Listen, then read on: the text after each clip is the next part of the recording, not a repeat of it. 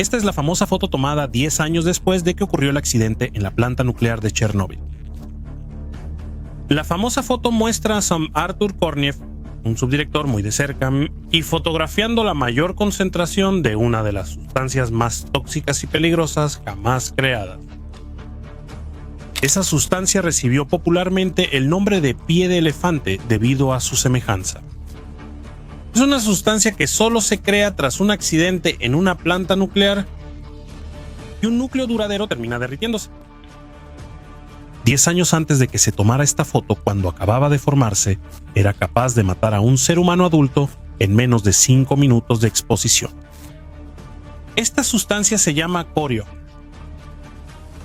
Hasta ahora existen un total de 3 accidentes nucleares en más de 60 años de uso de energía nuclear con fines pacíficos, en los cuales se creó la sustancia corio. Son Eilish, el accidente de Chernóbil en 1986, el de Fukushima Daiichi en 2011 y el de Three Mile Island en 1979. En todos ellos se crearon condiciones muy específicas y catastróficas y la formación del corio fue posible. En los 3 accidentes el corio permanece en el lugar donde se formó. ¿Pero qué es el corio? Antes de entender qué es el corio, necesitamos comprender qué es y cómo funciona un reactor nuclear, porque es a partir de él que se forma el corio. Un reactor nuclear es una cámara hermética blindada que controla una reacción nuclear para generar energía eléctrica, para la producción de materiales fisibles como plutonio, para armamento nuclear, radioisótopos para medicina nuclear, propulsión de barcos submarinos y satélites artificiales o para investigaciones. Resumiendo, un reactor nuclear es una máquina donde ocurren reacciones nucleares controladas para generar energía eléctrica. Y debido a la naturaleza de esas reacciones, el blindaje del lugar y del equipo debe tomarse muy en serio. Todo inicia con un gran edificio, usualmente cerca del mar o un río. Ese edificio se llama edificio de contención. Funciona como la última barrera física para evitar la liberación de materiales radiactivos al ambiente. No es cualquier edificio ni uno simple. Los grosores de las paredes de ese edificio pueden variar entre 1 metro y hasta 2.5 metros de puro concreto armado.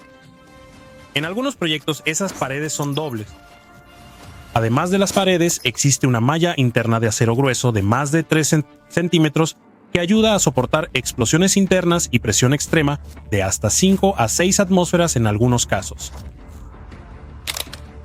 Internamente llegamos a la estructura que compone el propio reactor, comenzando por el vaso de presión del reactor, que es una enorme estructura cilíndrica de presión que contiene el refrigerante del reactor nuclear. La cubierta del núcleo y el núcleo del reactor. Es uno de los componentes más críticos y robustos de una planta nuclear del tipo de reactor de agua a presión o PWR. Contiene el núcleo del reactor, donde ocurren reacciones nucleares a altas temperaturas y presiones. Es altamente resistente, hecho de acero forjado de alta calidad, con más de 25 centímetros de grosor y de 10 a 15 metros de altura. Vacío, pesa más de 500 toneladas y tiene una presión de operación de 150 a 170 atmósferas. Es capaz de contener el combustible nuclear y el agua de enfriamiento presurizada, manteniendo su integridad bajo condiciones extremas. Un detalle muy importante es que este recipiente está diseñado para operar durante 40 por 60 años. Sin embargo, puede fallar antes por la acción de los neutrones, radiación intensa, corrosión química y fatiga térmicas. Y si falla, cierran la planta.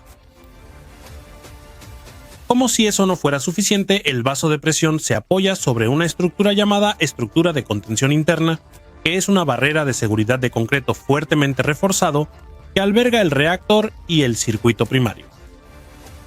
Junto con el vaso del reactor, el sistema de enfriamiento y la estructura de contención externa, la contención interna forma la cuarta y última barrera en la defensa en profundidad de un reactor nuclear, siendo la última etapa antes de la liberación de materiales radiactivos en caso de accidentes.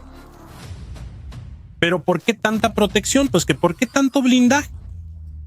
Bueno, el motivo es lo que ocurre en el interior del núcleo de un reactor nuclear para poder generar energía. En el interior del núcleo existen unos conjuntos de decenas de varillas agrupadas y cada uno de esos conjuntos se llama elemento combustible. En un reactor nuclear típico puede haber de 150 a 250 de esos conjuntos y cada conjunto contiene típicamente de 200 a 300 varillas.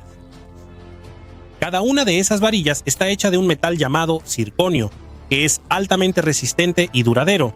Su capacidad para absorber neutrones es baja, es resistente a la corrosión por dióxido de uranio y se derrite solo a una temperatura de aproximadamente 1855 grados Celsius. En su interior se encuentra el combustible nuclear propiamente dicho, que puede ser dióxido de uranio y un sólido semiconductor negro. O puede ser un óxido mixto, que es una mezcla de plutonio y uranio natural o empobrecido, que se comporta de manera similar, aunque no idéntica, al uranio enriquecido. Ese combustible se encuentra en forma de pequeñas pastillas ígneas cilíndricas llamadas pellets, de aproximadamente 1 centímetro de diámetro por 1 centímetro de altura, apiladas una encima de la otra a lo largo de la varilla, que mide 4 metros de altura. Típicamente solo una de estas pastillas puede generar una cantidad de energía equivalente a 1 tonelada de carbón, o 149 galones de petróleo, o incluso 17,000 pies cúbicos de gas natural. Es muchísimo. Y un reactor nuclear típicamente contiene de 18 a 20 millones de estas pastillas, y ellas generan energía a través de la fisión nuclear, que es un proceso en el cual el núcleo de un átomo muy pesado, como el uranio 235, se divide en dos más pequeños cuando es alcanzado por un neutrón. En ese proceso, el elemento uranio 235 es alcanzado y se divide, liberando mucha energía en forma de calor, mucha radiación, y da origen a otros elementos como el bario y el criptón. Además, se liberan 2 o 3 neutrones que continúan la reacción en cadena. Esta división libera mucha energía en forma de calor. Todo ese calor es el que se usa para calentar el agua del circuito primario, que está en contacto directo con el núcleo del reactor. Esa agua se calienta a poco más de 300 grados Celsius y no hierve ni se convierte en vapor, debido a un presurizador que mantiene la presión muy alta, cerca de 155 bares y, en consecuencia, aumenta el punto de ebullición del agua. Esa agua sirve para enfriar las varillas de combustible y también se usa para calentar el agua de un circuito secundario, donde esa agua de ese circuito secundario hierve, se convierte en vapor y a su vez ese vapor hace girar turbinas para producir electricidad. Es importante recalcar que el agua del circuito primario, que está en contacto directo con el núcleo del reactor y que puede contener material radiactivo, no entra en contacto directo con el agua del circuito secundario. Solamente intercambian calor de forma aislada, pues en una especie de tubo dentro de otro tubo. Y a su vez el agua del circuito secundario hierve, se convierte en vapor y hace girar las turbinas para la producción de energía. No entra en contacto directo con el agua del circuito terciario, que proviene del mar o de un río.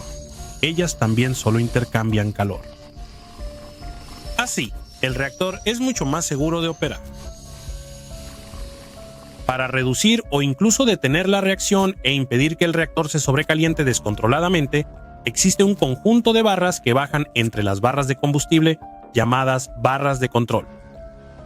Estas barras, que están hechas de material absorbente de neutrones como cadmio, hafnio, boro, plata, indio u otros, actúan controlando la reacción si se insertan parcialmente o incluso impidiendo completamente la tasa de reacción de fisión si se insertan por completo. Si los neutrones no alcanzan los núcleos del material fisionable, la reacción no continúa. En teoría es así, pero en la práctica la física atómica muestra que algunos átomos de uranio, al ser alcanzados por neutrones, no liberan toda su energía de inmediato. A veces hay un retraso que puede ser de minutos, horas, días, meses o incluso años. Eso significa que incluso si todas las barras de control se bajan por completo, las reacciones dentro del reactor pueden seguir ocurriendo y el reactor puede seguir calentándose. Y la única forma de evitar que se sobrecaliente es con el agua del circuito primario. Y eso explica por qué las barras de combustible nuclear ya usadas se guardan primero en grandes piscinas de enfriamiento durante algunos años. Es debido a este extraño fenómeno que siguen calentándose incluso fuera del reactor. Los accidentes nucleares ocurren cuando se cometen errores o se pierde el control del correcto funcionamiento del reactor nuclear. Puede ser porque faltó agua de enfriamiento en el circuito primario.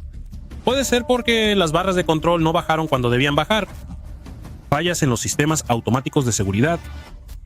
Errores humanos o una mezcla de esos factores. Independientemente de la razón, cuando el reactor se sobrecalienta demasiado, generalmente por encima de los 800 grados Celsius, la catástrofe comienza a gestarse. Entre 1500 grados Celsius y 2000 grados Celsius, la catástrofe es casi segura y el reactor empieza a derretirse. En ese extremo, las varillas de combustible nuclear se sobrecalientan, superando la temperatura que resiste el circonio. A partir de ese momento comienza a ocurrir un derretimiento de esas varillas, permitiendo que el combustible en su interior, ya sea uranio o plutonio, se escape. Se mezcle con las varillas derretidas, se mezcle con las varillas de control que también terminan derritiéndose. Se mezcle con materiales estructurales del reactor, como acero y concreto. Se mezcle con agua del circuito primario. Se mezcle con vapor y se mezcle con otros elementos y materiales que terminan reaccionando y formándose. En ese horno se genera una lava muy radiactiva y caliente.